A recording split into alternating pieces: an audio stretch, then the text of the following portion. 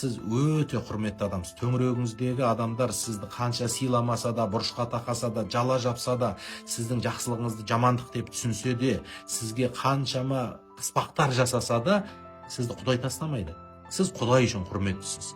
Сіз ана өз күнін өзі көре алмай жүрген, өз қадірін өзі білмейтін адамдардың алдында мүмкін сіз бір төмен адам болып есептелініп тұрған шығарсыз.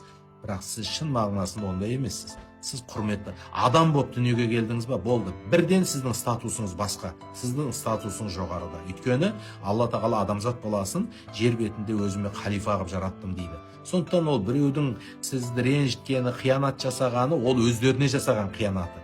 Ал сіздің тағдырыңыз Алланың қолында. Сіздің жақсы болуыңыз, жаман болуыңыз ана адамдардың қолында болса еді, сіз жоқ жіберер еді баяғыда. Сізді жер бетінен сызып тастар еді олар. Бірақ олардың қолында болмағандықтан олар сізге түк істей алмай отыр. Бар қолынан келгені сізді өкпелету да. Сондықтан олар жайына қойыңыз. Сіздің бақытыңыз, сіздің жақсылығыңыз, сіздің жүрегіңіздің тыныштығы Алланың қолы.